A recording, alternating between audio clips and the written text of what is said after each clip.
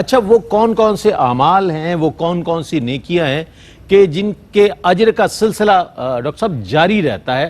میں چاہتا ہوں اس پر کچھ کلام فرمائیے۔ اعوذ باللہ من الشیطان الرجیم، بسم اللہ الرحمن الرحیم۔ مولا صلی وسلم دائما ابدا علی حبیبک خیر الخلق کلہم، یا ربی بالمصطفیٰ بلغ مقاصدنا واغفر لنا ما مضی یا واسع الکرم۔ بعد حمد و صلوات کے سرکار مدینہ صلی اللہ علیہ وسلم کا یہ احسان عظیم ہے کہ انہوں نے ہمیشہ ہماری ہر مرحلے میں رہنمائی فرمائی۔ بے شک بے شک بے شک۔ اور یہ انہی کا فیضان ہے کہ انہوں نے اپنے بعد نائبین مصطفیٰ نہ صرف یہ کہ پیدا کیے بلکہ ان کے دلوں میں اپنی محبت ڈال کر بھائی امجدی صاحب جیسے لوگ ماشاءاللہ علماء کرام میں جئی علماء تشریف فرمائے، جیسے انہوں نے گفتگو کی۔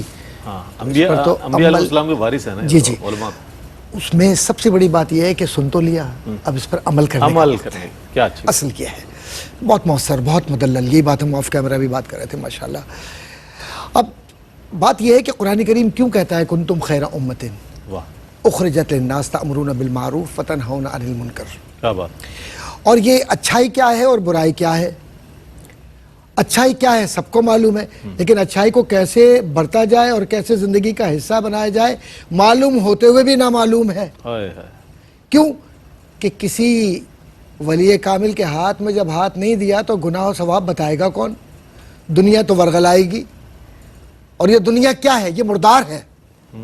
بالکل احادیث بھی موجود ہیں، بالکل ایسے ہی، اور اس پر دلائل بھی موجود ہیں۔ اس پر اگر میں جاؤں تو معاملہ دوسری طرف جائے گا، چونکہ صدقات جاریہ حدیث کا مفہوم ہے۔ بالکل صدقات جاریہ تسلسل کے ساتھ یہ مرنے کے بعد بھی کام آتے ہیں۔ کیسے؟ آپ نے کہیں کوئی کنواں کھدوا دیا، بالکل، کوئی مسجد بنوا دی، واہ، آپ نے خیر کے کام کے لیے کسی گھر کے اندر پانی گر رہا ہے، غریب سا فرد ہے کوئی، اس کے بغیر جانے ہوئے، بغیر کہ اللہ کی رضا کے لیے اور بغیر پبلسٹی کیے ہوئے، بالکل بالکل، یہ جو ہو گیا نا اب یہ ایک معمولی سا صرف ایک کیل دینا اور پوری توپ چھاپ دینا اخباروں کے اندر اپنے نام سے، یہ اعمال منہ پہ مار دیے جائیں گے۔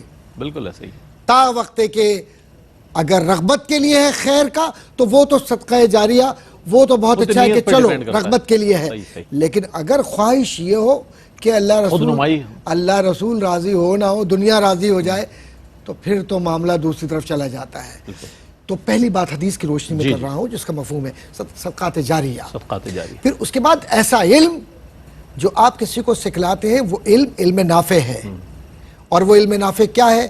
کہ جو نبی کی غلامی کا علم ہو، اس میں فقہ ہو، تفسیر ہو، حدیث ہو، حفظ قرآن ہو، مساجد کا احترام ہو، معاشرے کے اندر کردار سازی ہو، تقوی ہو، پرہیزگاری ہو، لوگوں کے دلوں کو نہ دکھانے کے لیے وہ طریقے بتلائے جائیں کہ میرے نبی کیسے گفتگو فرمایا کرتے تھے۔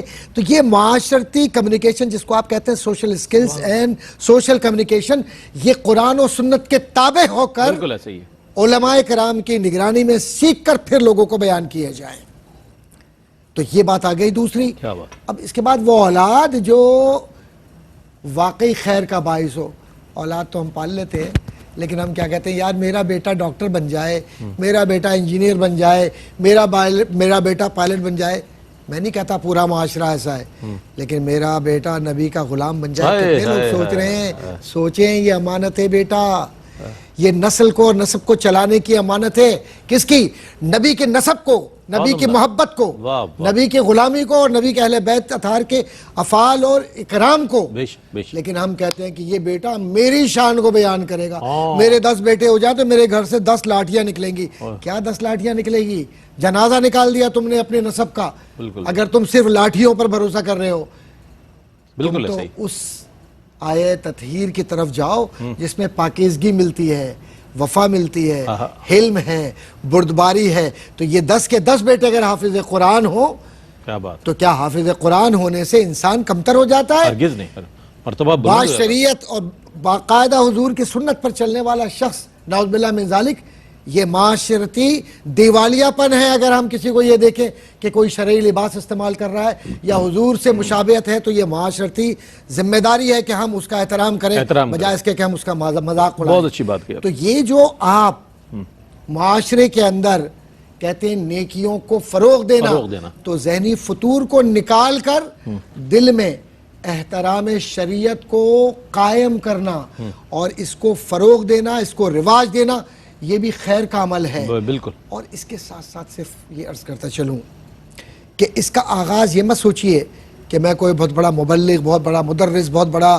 معلم بننے کے بعد ساری دنیا کے لیے ٹیلی ویژن پر آ رہا ہوں تو کوئی معیار ہوں، نہیں، خود احتسابی اپنے آپ کو دیکھو کہ میں نے انسان ہوں، میں غلطی کر رہا ہوں، اور میں جب غلطی کر رہا ہوں تو ہر ایک سے میں سیکھوں حضور کا اخلاق، حضور کا کردار، حضور کا وعدہ، حضور کی سیرت، حضور کا وہ روزہ جو رکھا کرتے تھے، صحابہ کا وہ عمل جو رمضان میں ہم نے کیا، اس کو زندگی کا حصہ بنا لیں تو یہ جاری رہیں گی نیکیاں۔ ورنہ یہ ہے کہ رمضان آیا، رمضان میں ہی لپٹ گئی تو قیامت کے دن منہ پہ مار دی جائیں گی۔ واہ واہ، ڈاکٹر صاحب نے بڑے ہمارے معاشرے کی جو خرابیاں ہیں اس کو بھی سامنے رکھا اور بڑے ناصحانہ انداز میں وہ تمام باتیں ارشاد فرمائی جو اساتذہ کا ایک طریقہ کار رہا ہے اب تک اور جو بڑے کرتے ہیں۔